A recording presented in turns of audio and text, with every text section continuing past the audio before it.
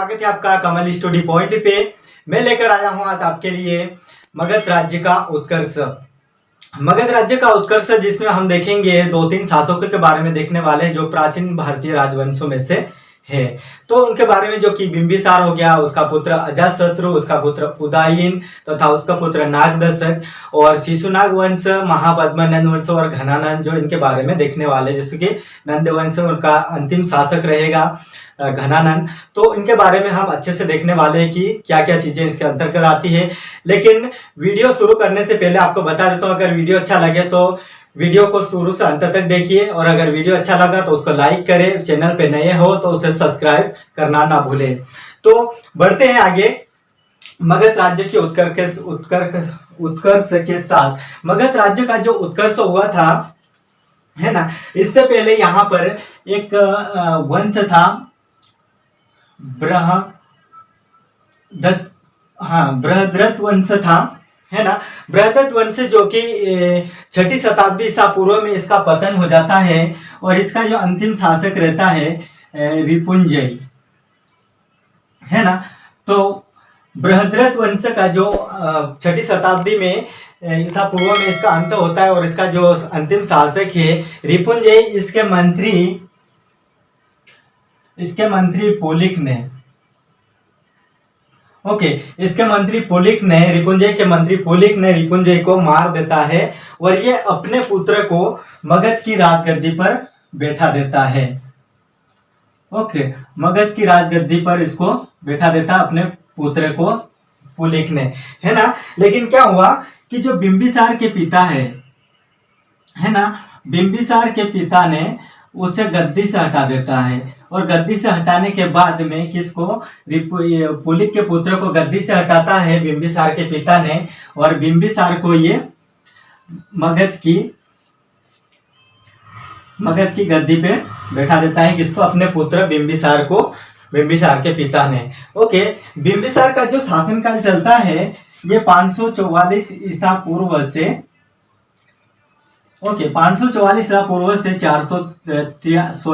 492 ईसा पूर्व। तो 492 ईसा पूर्व तक बिंबिसार का शासनकाल चलता है ना। तो मगध में हर्यक वंश जो आता है, हर्यक वंश का जो संस्थापक आता है वह है बिंबिसार,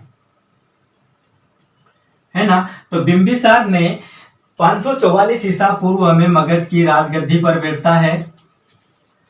544 ईसा पूर्व में बिंबिसार मगध की राजगद्दी पर बैठता है, और कहा जाता है कि जो बिंबिसार है प्रथम भारतीय ऐसा राजा हुआ था जो कि प्रशासनिक व्यवस्था के ऊपर बहुत बल दिया था। प्रशासनिक व्यवस्था के ऊपर बल देना मतलब जो राज्य में जो कर्मचारी होते थे ना, राज्य के कर्मचारियों को उसके कार्यों की जो निगरानी स्वयं करता था बिंबिसार, है ना। तो प्रशासनिक व्यवस्था के ऊपर इन्होंने बहुत बल दिया, और जो कर्मचारी थे उनके कार्यों के ऊपर ये स्वयं निगरानी करता था, और स्वयं निगरानी भी करता था, और राज्य में जो कार्य होते थे उनमें अगर कुछ भी अपेक्षा होती थी तो उनके ऊपर कठोर दंड का व्यवस्था भी इन्होंने करा था, है ना। अगला क्वेश्चन बताते हैं कि जो बिंबिसार है इन्होंने ब्रह्मदत्त को हराकर उसका जो क्षेत्र है अंग, है ना, अंग को मगध में इन्होंने युद्ध के द्वारा इस क्षेत्र को भी जीत लिया, अंग को, है ना। इसके जो क्षेत्र है वत्स, भद्र तथा गांधार, है ना, गांधार और कंबोज। तो इतने क्षेत्र जो अंग के अंतर्गत आते थे, जो मगध राज्य से मिले हुए थे, मगध राज्य की सीमा निर्धारित करते थे, तो इन राज्यों को इन्होंने अपने मगध राज्य में मिला लिया, है ना। तो आगे बताते हैं कि बिंबिसार जो है इन्होंने एक राजगृह नामक नगर की स्थापना करी, और उसे अपनी क्या बना लेता है, राजधानी बना लेता है ना। तो इन्होंने राजगृह का निर्माण करके उसे अपनी राजधानी बना लेता है। इस क्षेत्रों को जीतने के बाद में आगे कहा गया है कि इन्होंने वैवाहिक है ना, वैवाहिक संबंध द्वारा इन्होंने अपने साम्राज्य का बहुत विशाल विस्तार किया था, है ना। तो वैवाहिक संबंध में कौशल का जो नरेश था, कौशल का नरेश प्रसन्नजीत की बहन से इन्होंने, जिसका नाम है महाकौशला, है ना, प्रसन्नजीत की बहन महाकौशला से इन्होंने विवाह किया। और दूसरा बताते हैं कि वैशाली का जो राजा चेटक है ना, वैशाली का राजा चेटक की पुत्री चेलना से भी इन्होंने विवाह किया। और आगे बताते हैं कि जो भद्र देश है ना, भद्र देश की जो आधुनिक पंजाब में पड़ता है ना, भद्र देश की राजकुमारी क्षेमा से भी इन्होंने विवाह किया। तो इस तरह इन्होंने वैवाहिक संबंध 3-4 विवाह करके इनके जो क्षेत्र होते थे वो दहेज में ले लेता थे। तो इसी तरह इन्होंने मगध राज्य का बहुत साम्राज्य विस्तार किया और बहुत बड़ा इन छात्रों को ज्यादा बढ़ा लिया था। इसके बाद में कहा गया है कि जो बिंबिसार है ना, बिंबिसार ने क्या करा कि जो गौतम बुद्ध था, है ना, गौतम बुद्ध के जब बीमार पड़ा था, है ना, गौतम बुद्ध जब बीमार पड़ा था तो जो अपना राजवेद जो उसका डॉक्टर होता था, है ना, राजवेद जिसका नाम था जीवक, इन्होंने राजवेद जीवक को गौतम बुद्ध के पास भेजा। जब ये बीमार पड़ा था तो उसकी सेवा के लिए उन्होंने राजवेद को भेजा था बिंबिसार ने। और कहा गया है कि जो अवंती का राजा है ना, अवंती के राजा चंद्रप्रद्योत है ना, चंद्रप्रद्योत जो कि ये पांडु रोग से जब ये ग्रसित हुआ ना, तो वहां पर भी इन्होंने जीवक को भेजा था, बिंबिसार ने यहाँ पर भी इसको भेजा था। ओके, अगला क्वेश्चन बताते हैं कि उसके बाद में ये 52 वर्ष तक शासन करता रहता है संपूर्ण, यानी कि बहुत ज्यादा समय तक ये शासन करता है। और इसके बाद में बहुत लंबा समय हुआ तो इसके पुत्र ने, जिसका नाम है अजातशत्रु, है ना, तो अजातशत्रु सोचने लगा कि अगर इतने वर्ष तक अगर यही अगर शासन करेगा तो मैं किस काम का हूं, मैं कहां जाऊंगा और कब शासन करूंगा यहाँ पर। तो इन्होंने एक षड्यंत्र रचाया और वहां पर बिंबिसार को इन्होंने, यानी कि इसका पुत्र अजातशत्रु ने उसे बंदी बना लिया।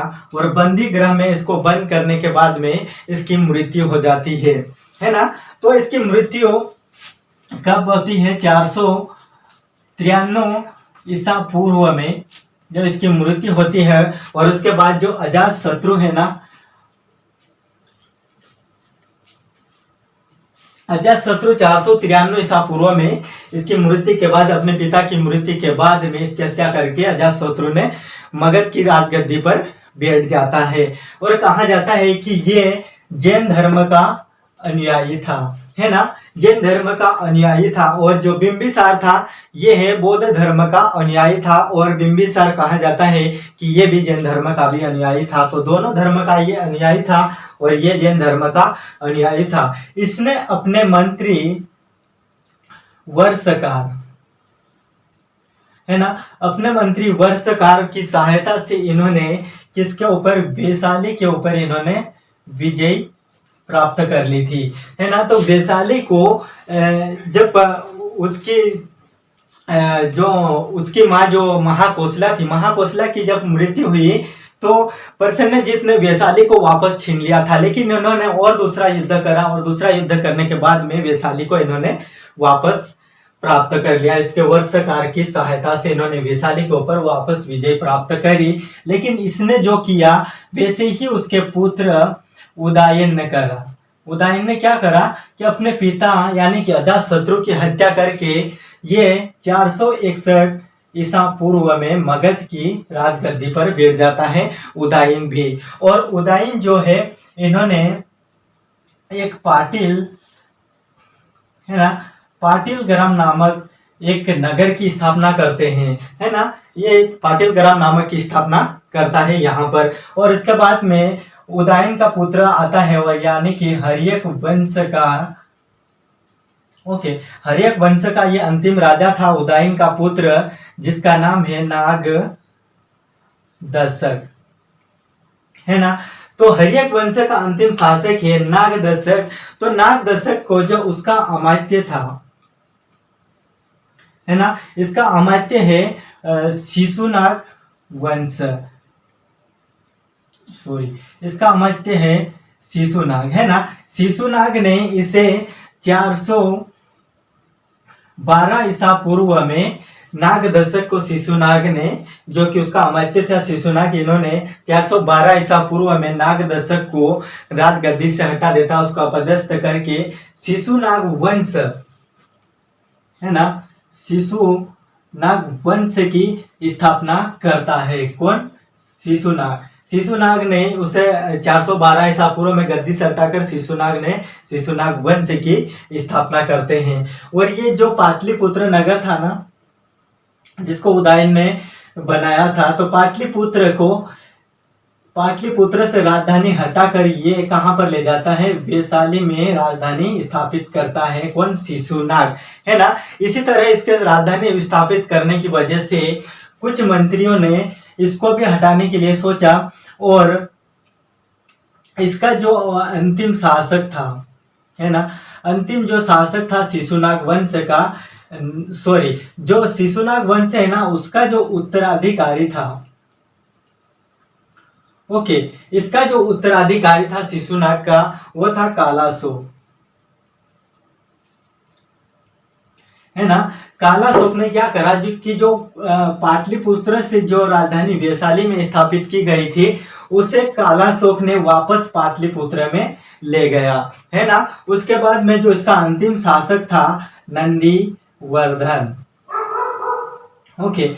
तो शिशुनाग वंश का जो अंतिम शासक है नंदीवर्धन के बाद में जो आता है नंद वंश। कौन सा शासक आता है? नंद वंश जब आता है, तो नंद वंश का प्रथम संस्थापक है महापद्मानंद, ओके। तो महापद्मानंद जो कि नंद वंश का प्रथम संस्थापक है। और नंद वंश का जो अंतिम शासक आया था, है ना, इनका कुछ समय तक चलता है शासन, उसके बाद में इनका शासन समाप्त हो जाता, कोई भी योग्य शासक नहीं रहा। लेकिन जो अंतिम शासक है धनानंद, है ना, धनानंद जो कि उसका अंतिम शासक था नंद वंश का, ये एक महालोभी व्यक्ति था, जो लोभी शासक था, जो कि अपने दिनचर्या में बहुत मग्न रहता था, है ना। कि इनको जब सिकंदर भारत आया था, तो सिकंदर तो इसकी डर के वजह से, जो सिकंदर का समकालीन था, सिकंदर तो इसकी डर के वजह से वापस चला जाता है। लेकिन जब चंद्रगुप्त मौर्य इसे युद्ध करता है और उसे युद्ध में पराजित कर देता है ना। तो चंद्रगुप्त मौर्य धनानंद को पराजित करके एक नए वंश की स्थापना करता है, जिस वंश का नाम है मौर्य वंश, ओके। तो इस तरह इनका शासन समाप्त हो जाता है और नए वंश मौर्य वंश की स्थापना हो जाती है ना। धनानंद की यानी कि नंद वंश के बाद अभी मौर्य वंश के बारे में बताने वाले। तो आज तक इतना ही, आगे हम देखेंगे सिकंदर के बारे में, और उसके बाद में मौर्य वंश जो कि चंद्रगुप्त मौर्य का वीडियो शुरू होने वाला है। तो वीडियो अगर अच्छा लगा हो तो वीडियो को लाइक, शेयर और सब्सक्राइब जरूर कर दीजिए, और मिलते हैं अगले टॉपिक के साथ। जय हिंद, जय भारत। Peace.